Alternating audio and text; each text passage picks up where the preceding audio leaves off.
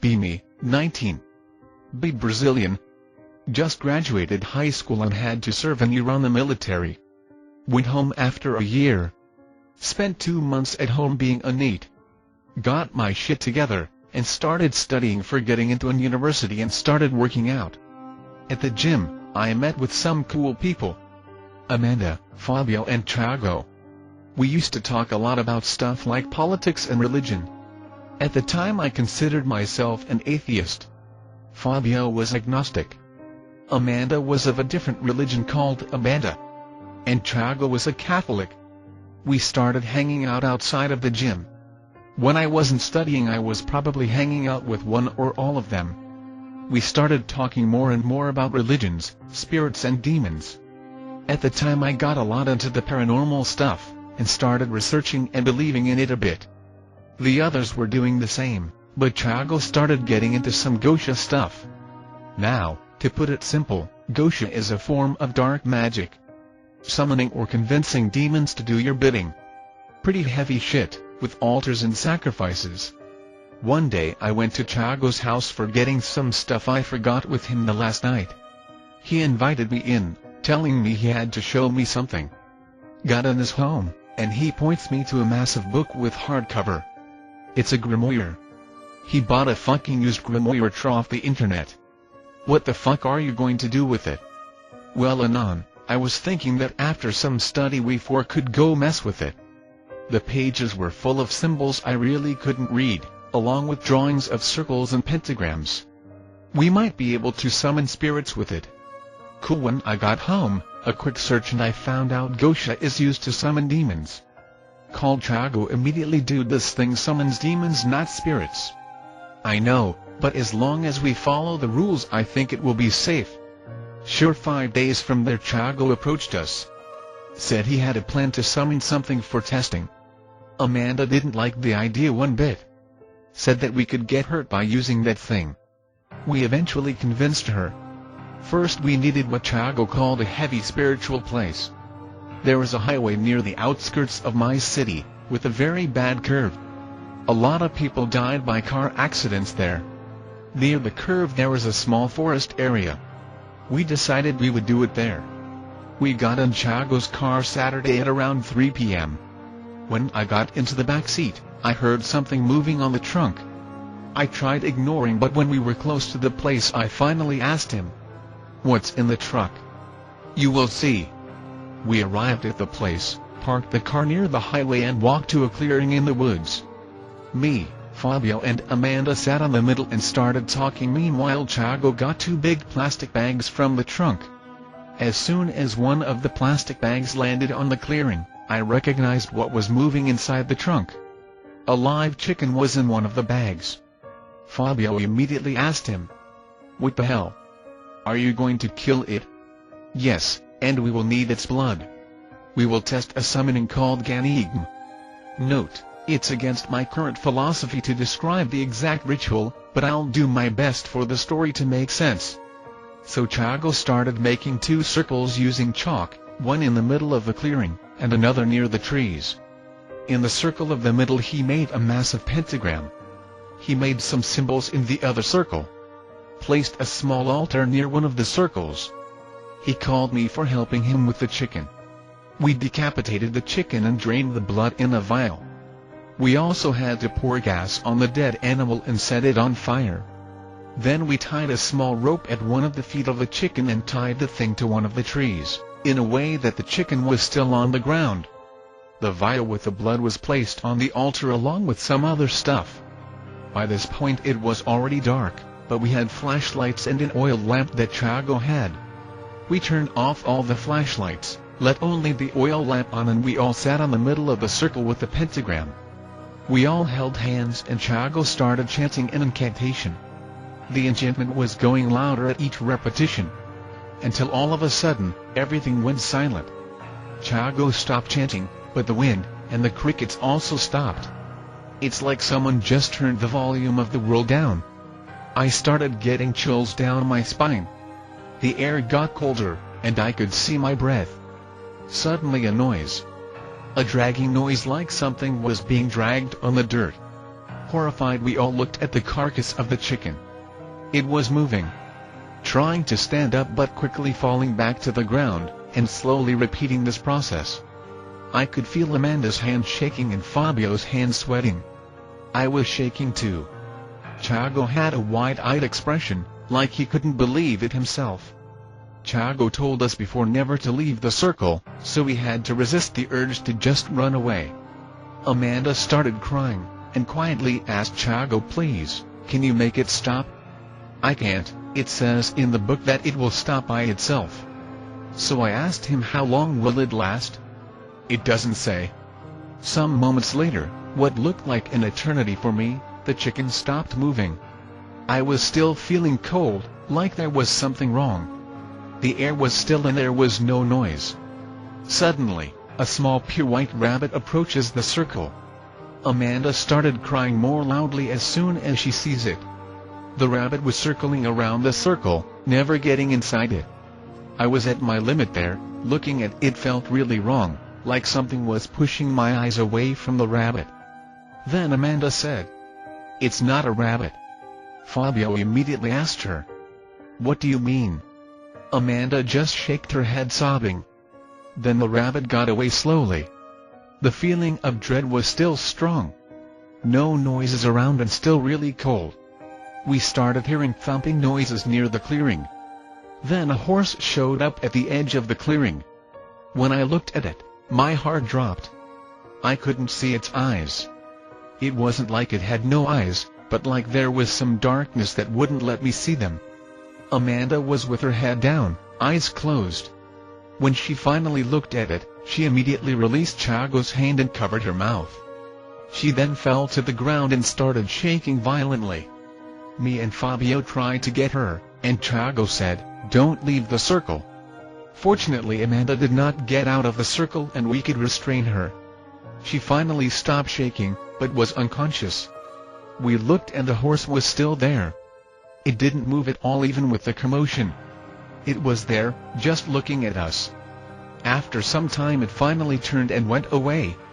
Some time passed, and Amanda woke up and started crying again. The air started getting warmer, and soon the crickets started making noise again.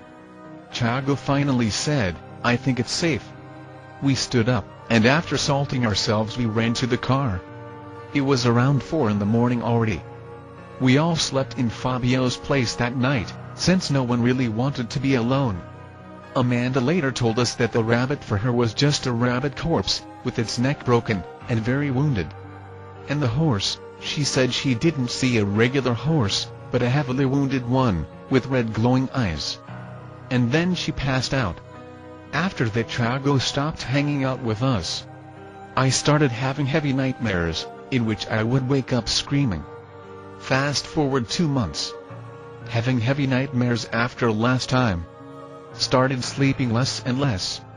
Barely talked to anyone for a while. That experience traumatized me for real. Stopped studying. Stopped working out.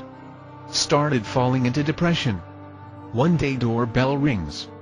It's Amanda and Fabio. They said I disappeared from the gym. Explained them why. They said they had the same problem, and the only solution they found was joining the Amanda religion.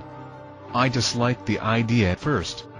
But after thinking a bit, I agreed to go to an open session the next day. That night I had the worst nightmare of my whole life. Wake up screaming. Didn't sleep anymore. At the start of the next night I went to the place Amanda sent me. Arriving there, it was a house at the outskirts of the city, small house, but with a huge wall around it. When I get in, half of the area of the house is only a landfill. There were a lot of chairs disposed in a big circle, with a big wooden chair at one of the sides of the circle. The place was littered with candles and it smelled as burning wax. Amanda and Fabio greeted me at the entrance. I sat in one of the chairs, and observed. The smell of wax, the night and the candles gave me flashbacks from what happened. Stood up and went to the bathroom. Started having a panic attack. Spent the next hour alone in the bathroom, vomiting from sheer panic. Fabio then came through the door. "Anan, are you okay?" "I'm not. Anan, there is someone I really want you to meet." I think I want to go home. Anon, please, give it a chance. I finally got out from the bathroom, and went back to the area. Lots of people now sitting, all staring at me. At the main chair a small old man was sitting. As he sees me he immediately stands up using a wooden cane as support. Anon, I was waiting for you. The man proceeds to gesture for me to come closer to him. Once close he started chanting stuff while passing his hand near me. He then opened his eyes, and his eyes were rolled back. Normally I would be really scared, but something was off. I wasn't feeling fear at all. The voice of the man got louder and louder as I closed my eyes. Then I fell unconscious. When I woke up, I was sitting on the ground, 5 people around me, including Amanda. It's okay Anon, it's going to be fine. I stood up, with my legs shaking. The old man was nowhere to be seen. I was feeling tired, had a horrible headache. I was taken home by Amanda and Fabio. They were avoiding to tell me what happened when I was unconscious. They dropped me home, and I went to sleep. That night was the first night in a long time I had no nightmares. Woke up feeling great. Went straight to the phone and called Amanda. She said it would be better if we talked in person. Amanda and Fabio arrived at my house at lunchtime. Apparently what happened was that the old man was doing a purification ritual pass on me, but that made me unconscious. The worst part about it was told to me later. To make this purification ritual, the old man had to be possessed by an old spirit. I didn't know what to think. I ended up telling them that I needed to think for a bit. They understood and left me alone, but not before asking me to go there the next day. The next day I was there, despite being uncomfortable, and eventually I became a regular. Note: so, for better understanding of the next parts, you will need some information about Amanda and how it works.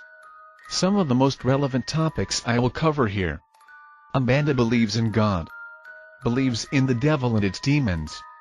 There are 2 types of Amanda: white table or black table. Both have equal beliefs, the only difference being that the white table does good, and the black table does evil.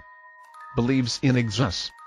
They are lesser entities that can bring messages from the other entities, but can also be lesser demons. A pass is a ritual in which dark energies are removed from a person. A descarigo discharge is a stronger form of purification of a person. It uses herbs and oils. A defamation is the act of using incense for purification of a place. Offerings are done as thanking or as a price for a spirit to do something. Ax is the energy that flows around us. To accelerate the flow, sacrifices are done. Sacrifices, chickens, lambs and rabbits, you name it. The bigger the sacrifices, the higher the flow of Ax, enabling for greater entities to be summoned. Some people say that Amanda doesn't have sacrifices. That's bullshit. They say that because of the righteous prejudice against the religion. So, now that you are aware of the conceptual stuff, I will start covering only the major events that happened. Fast forward 3 more months. Started studying again. Started dating Amanda. Go to every encounter, eventually get used to the chanting and sacrifices. Started helping around, running some errands for the people. Had some minor experiences there, mostly people going there with lots of various problems, and going out feeling much better. The leader of the place started sending me, Amanda and 3 more people around, asking us to do defamations for people that asked, in their homes. We were called in a small farmhouse very far from the city. Upon arrival I recognized the kind of building it was. It was one of the old slave owner houses. These houses were famous for bearing a lot of negative energy around it, as torture was a constant around it. The house was big, too big for a family of only 3 people. Lots of empty closed-off rooms, some of them with a thick layer of dust on the floor and the old furniture that was there. The house had 3 floors. The family living there talked to us before letting us in. They were listening to whispers, and the noise of chains being dragged around, especially at night. The turning point to them was when the man of the family was allegedly pushed from the middle of the stairs. From that point on they tried to seek help, asked for a priest to bless the house, but it didn't work. We asked them to leave the house for the night, since we would be doing the defamation process. It was almost night when they left. We gathered the stuff we needed for the process and started the chanting, while shaking the incense branch. The house was so big that at the night we still didn't finish purifying the house. Back on the first floor I look at one of the long corridors of the house. One of the guys that came with us was staring pale and wide-eyed in the direction of one of the open doors. "What's wrong, dude?" I asked him, while approaching. As I walked to his side, I look at what he was staring. The lights were on in that room, and a wide glass window was right in the way of the door. On the other side of the window, illuminated by the light of the room, there was this thing. A small bipedal creature was staring back at us. It had a greenish coloration, like half-dried leaves. It had a wide face with lots of horns around it, some coming from the side of its face, some coming from the head. I felt a heavy feeling of dread when I looked at it. I screamed as loud as I could and bolted from there, pushing my colleague with me, releasing him from whatever trance he was in. When we were running towards the main room we could hear the voices and steps of our colleagues coming from upstairs. We met on the main room. The guy from the corridor went in the door direction until I held him and said, "It's outside. The thing is outside." The guy stopped. One of our colleagues' name was Andrew. He was the one with most experience from the 5 of us. Andrew asked, "What's wrong?" "We just seen the thing. It had horns." Andrew's eyes widen up. "Everyone upstairs, close all the doors and windows, and meet me at the main room from the 3rd floor." "What about the 1st floor?" asked Amanda. "Just leave it, go." We all rushed upstairs, the adrenaline now pumping hard. Closed all the windows and doors I could. Didn't try to take a good look outside as I was afraid of seeing that thing again. Got into the main room at the 3rd floor. Andrew was pouring salt on one of the corners. "I'm pouring salt, close the door and start lighting these incenses." The door was closed and we started lighting incenses.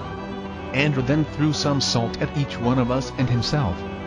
We sat on the middle of the room, and we started praying. All the cold, all the dread was gone. But we could hear chains being dragged around on the lower floors, along with whispers. Heard some of the doors opening and closing downstairs. It started raining heavily outside. The noise from the rain covering some of the sounds of chains and doors, now running wild. Held my breath, thought the light flickering because of the storm. If the energy went down we would have no light. And then, it started slowing down. This noises, the rain, all of it was getting away quickly. Started becoming sleepy. One of the colleagues laid down on the floor. I followed. Then I slept. I woke up at morning, the sun coming from the glass window, and Amanda calling me. I stood up. Andrew was standing by the closed door, looking at it. Although I slept literally on the floor, my body didn't hurt. Well, let's see if it worked. Andrew opened the door, revealing a very well-lit corridor from the sun entering from a window. The walk through the house was a very different experience than the one from the day before. The energy felt so much better. The family arrived sometime later, and they too noticed. Something was done. I didn't know what, but it worked. Back in the next cult, we asked the leader what happened, explaining in detail all that we did. Apparently sometimes, in locations that great suffering was a thing, all the lost souls and the activities can open a door to the spirit realm, from which a small demon went through and started disturbing the lost souls. What we did probably made it go away, but the doors can't be closed, and the lost souls needed a proper ritual to pass on.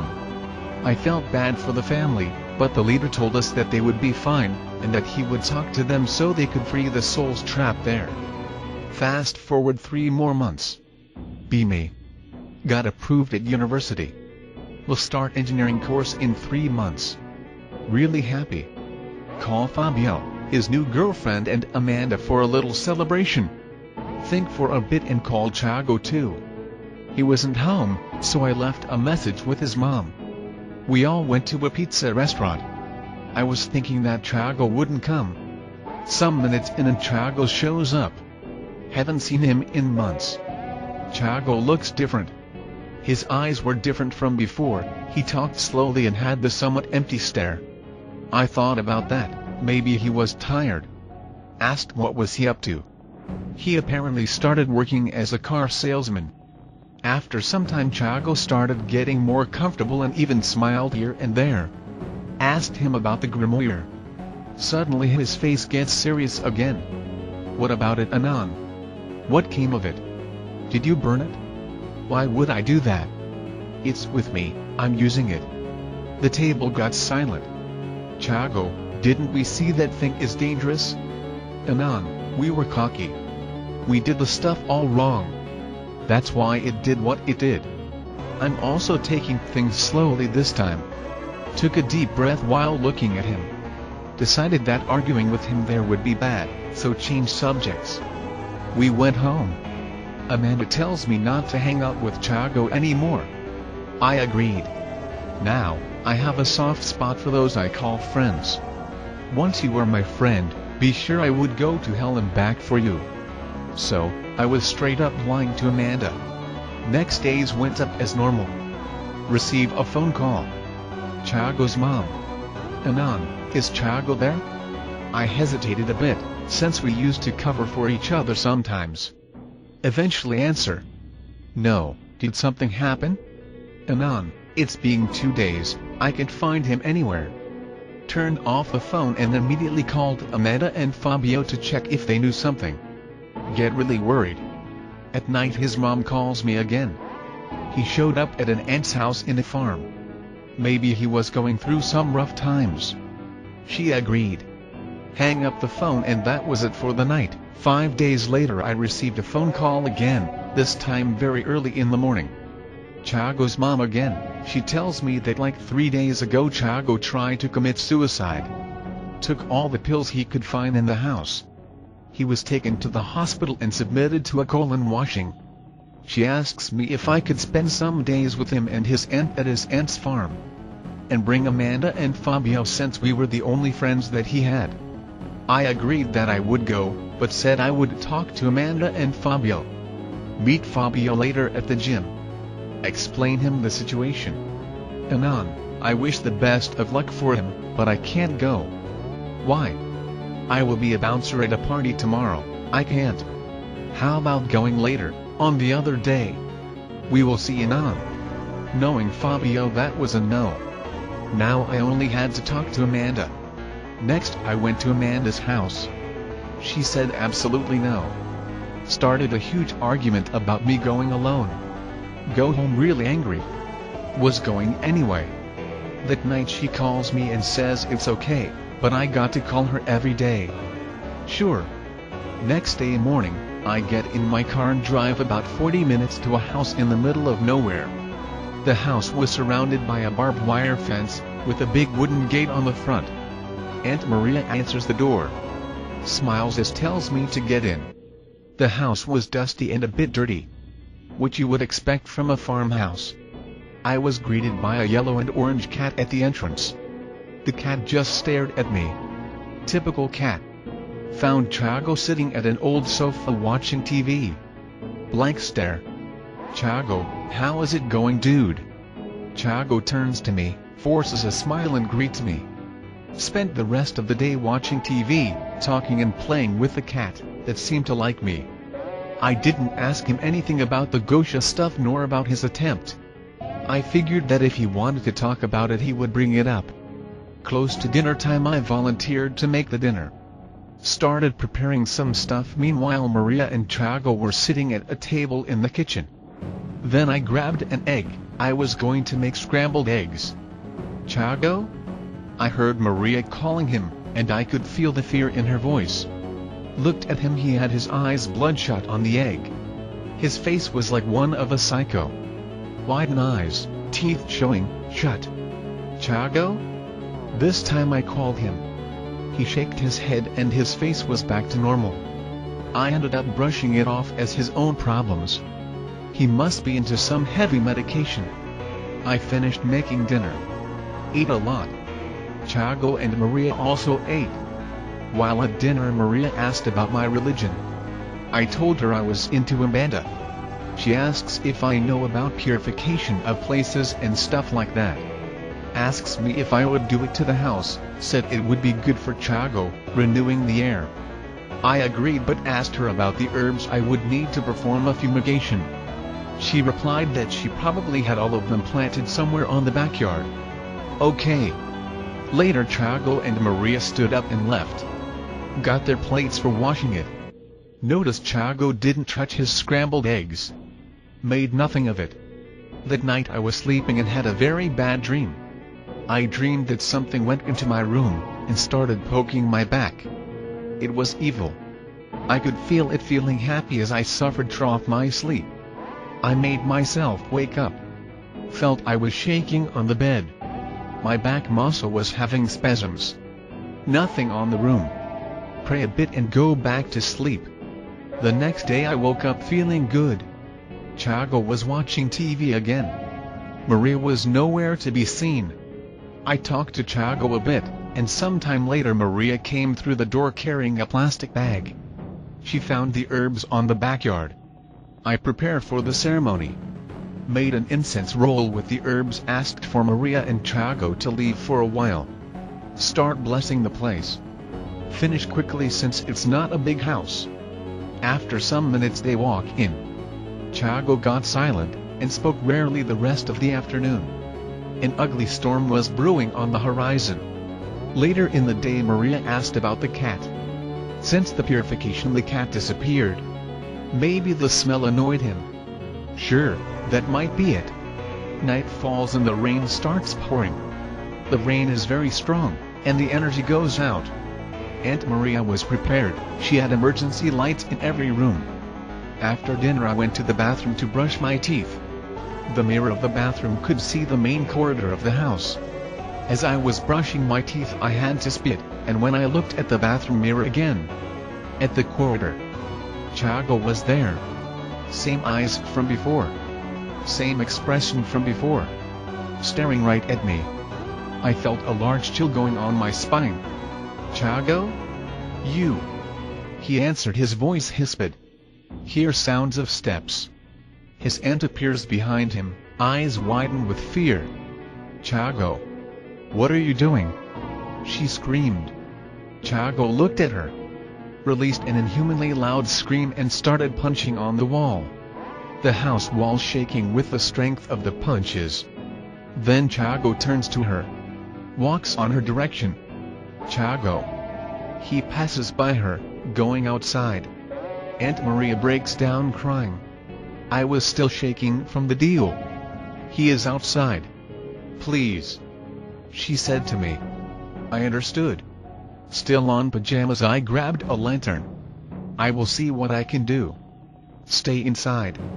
I could put on words the amount of notes that were going through my head at the time. I had to do it. Went outside. The rain is insane. See Chago at the edge of the fence. Chago. I call but he ignores. These fences have the corner poles much thicker and buried deeper than the normal ones. Chago hugs the pole and pulls it from the ground.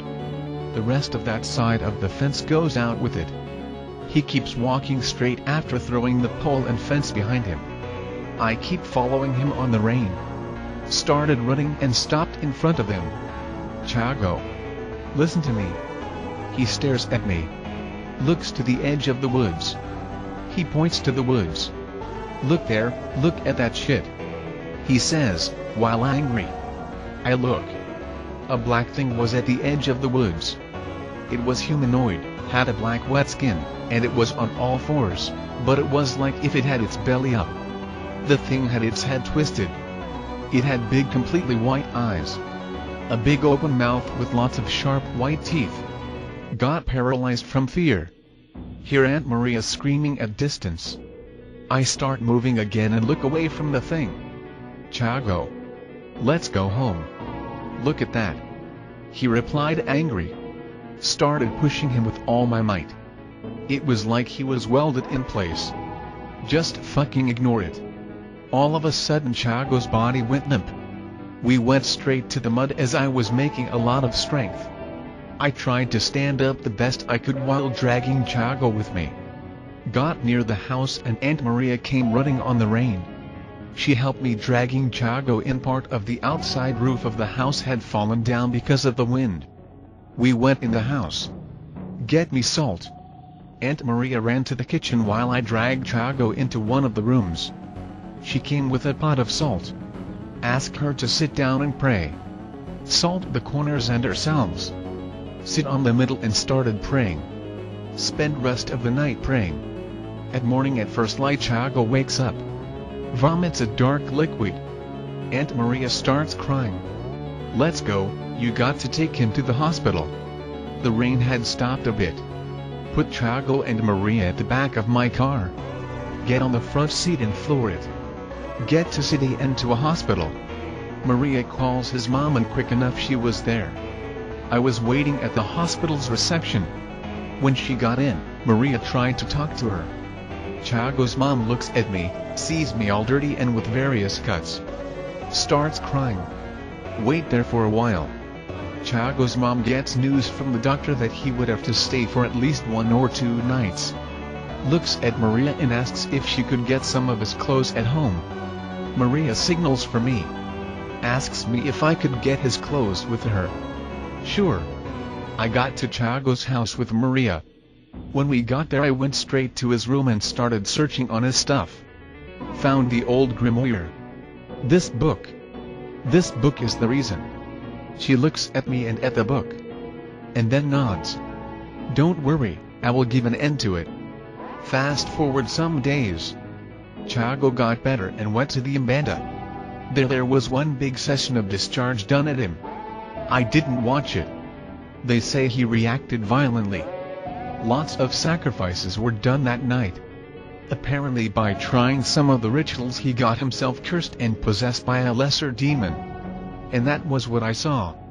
9 years later, I still have the grimoire. Didn't destroy it yet. The pages are now deteriorating. I keep it on a heavy locked box. Some weeks later Amanda dumps me as I am going to another town. Finally go to university. Stay in a house with 3 more roommates. Had to get a job. Need the money so anything goes. Start working as janitorial staff in a company. Clean literal shitty toilets during the day and study at night. Has to study during weekend. Can't practice my religion since there is no Umbanda land here. Go home only twice in the first year. Stay only 2 to 3 days. Fast forward 1 year. Go back to uni. 2 of my roommates have no religion, but are open-minded about paranormal stuff. In one of my visits home I took the old grimoire. They got curious. In a Saturday morning we went through the pages, all 4 of us. Bob, one of my roommates, got an idea. Why don't we try one of these just for the giggles? Ivan, the only Christian there, said no immediately. Explain them what happened to Chago and your early. Lucas, the other roommate, asked, but aren't you like used to this kind of thing? Explain him that I never personally messed with Gosha. After that we just closed the book and I kept it in my room. The next 2 years fly by. Minor incidents afflicted me trough this time. Things sometimes moved places in my room as I was asleep. Heard something whispering sometimes trough the night. Eventually changed jobs. Started having more free time. Started studying Gosha and dark magic on my free time. Note, eventually found out that the active research for the occult and paranormal makes you more prone for having paranormal experiences. So, as you are reading/listening to this story. Yeah. End of 3rd year on university. Ivan leaves the house as he gets his degree. By this point I had a lot of knowledge about the occult. Went to my hometown for a week. Find out that Chago got into psychiatric treatment. His mom calls me. Says he was undergoing treatment and before he left a box full of things in his room, and said it was for me. Got there and got the box. All his things for Gosha rituals. Most of the minerals and other things were there. That got me asking to which extent he had practiced the rituals. Got the box in the car and left. A week later got back into university. Got the box with me. Bob and Lucas watched as I took the things from the box. "Jesus Christ, mate," said Lucas as I took a wax skull from the box.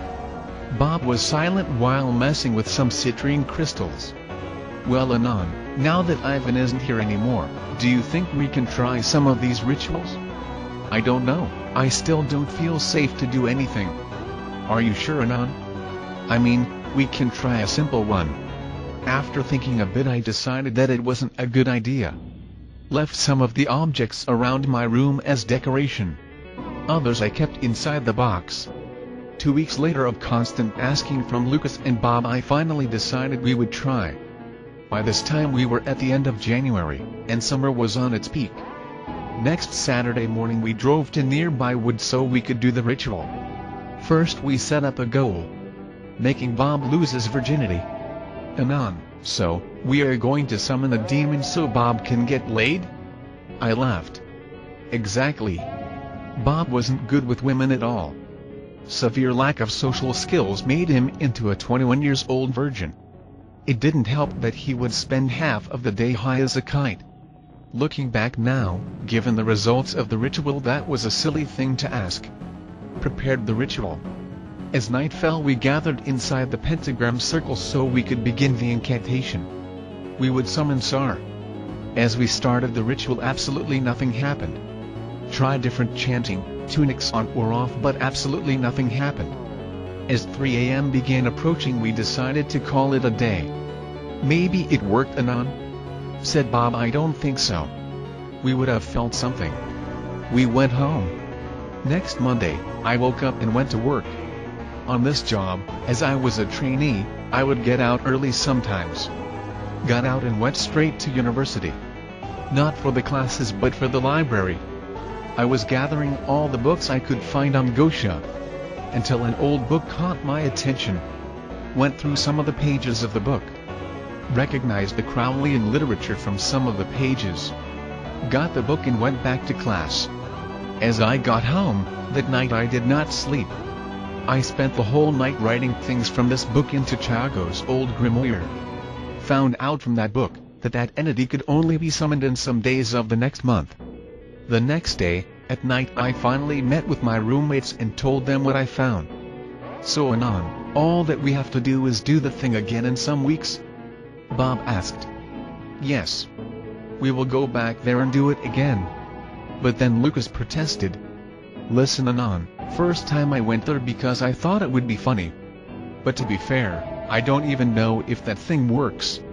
Last time I got stung by all kinds of things." "Oh come on, Lucas," said Bob. We stood silent for a bit. "I'll think about it," said Lucas, leaving the room. Some weeks later, on a Friday, Bob called both of us at night. "Guys, I think I have the solution." "Barbasana." "What?" me and Lucas asked. "You said a charged place would help, right? So there is this city, it's like 4 hours from here by car. The idea of traveling 4 hours for a place to make a summoning did not attract me. What about that city?" "Well, Lucas, apparently about 60,000 people died there in an insane asylum called Cologne Hospital of Barbacena in the course of 50 years. The thing was so bad it's labeled the Brazilian Holocaust." I immediately noted. "Bob, we are not going to a place like that." "Oh come on, Anon, that is our best shot." Lucas left the room. "Look Bob, tomorrow we will do it here in the city.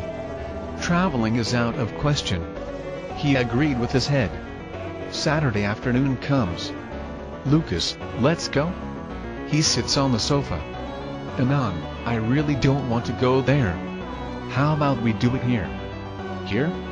"Yes, we could put the chairs and table from the living room aside." "Lucas, doing it here would be unsafe." "Well, Anon, I won't go." I measured the situation. Between Bob pushing for us to do it fast, and Lucas not wanting to go, I finally agreed. We took the furniture of the living room aside, and started preparing the ritual. When night finally fell, we were ready. As we were inside the circle I started the incantation. As time passed I felt like something was off. All of a sudden the air in the room got ice colder. As I stared in the summoning circle, I could see a faint outline from a hooded figure as the light of the moon illuminated the room. Saw a small black mass going out from the circle and approaching our pentagram. "Oh, a rat," said Bob. Lucas had his eyes forcibly closed as he was shaking in cold or fear. "Bob needs," I said in a slow tone. The room got even colder. I started shaking. As fast as it got cold, the room started to get warmer. I couldn't see the outline anymore. Something was done. As I decided that it was safe, we stood up. All of us shaken by our experience. Lucas stood up and went straight to his room. Bob went to the bathroom and started vomiting. I stood beside him for a while. Eventually he got up and went to his room. I did the same. That night I couldn't sleep.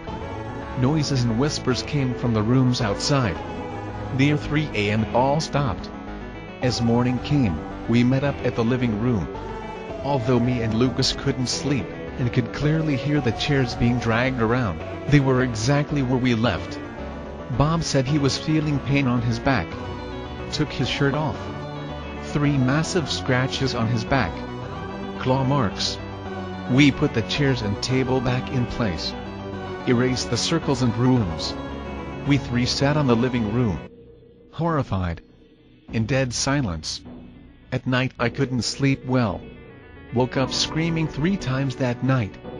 Note, I still have night terrors to this very day. Like 4 days later, Bob storms into my room. "Dude," a girl asked me out. "What?" Bangs on Lucas' door. Tells him the news. He goes to on the computer and shows a picture of the girl on her cut. A face only a mother could love. Fast forward some months.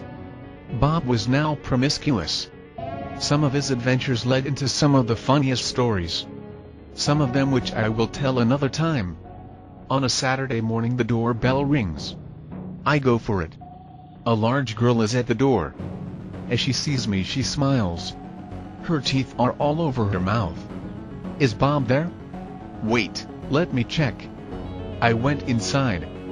Bob is at his computer. "Hey, there is a girl by the door." "Oh, tell her I'm not home." "Go outside." "He isn't home." "Okay." The girl turns around and sits on the sidewalk. "Lady? I will wait here." I go inside again. "Bob, the girl is outside sitting on the sidewalk." Bob calls me and Lucas. Explains what's being happening. Apparently that girl is stalking him all around. Shows his cell phone. V3 black at the time. Threatening messages. "Either you will be with me or nobody." "Holy shit," says Lucas. I laugh. The girl eventually goes away. We tell him to go to the police. He doesn't go. 2 weeks later Bob arrives home late at night, screaming and moaning. Lucas and I went to his aid. His pants were bloody. Blood was dripping down from his leg. The girl attacked him near our house with a big knife. We went straight to the hospital and the police. After we got home, Bob looked at me and asked, "Anon, can you undo that ritual?" No. It was true, I couldn't undo it even if I wanted. Not without doing another summoning. But that was out of question. He agreed, and went to sleep. Bob started going to church as soon as he got better. I changed jobs again, and moved to my own apartment. Bob and Lucas were fine when I left. And my place wasn't far from theirs. Fast forward a year and a half. Got another girlfriend. Went to visit my hometown once again. This time she came with me. Parents love her. Twin sister loves her. She is understandable of my night terrors. Didn't want to step into the Mbanda religion again.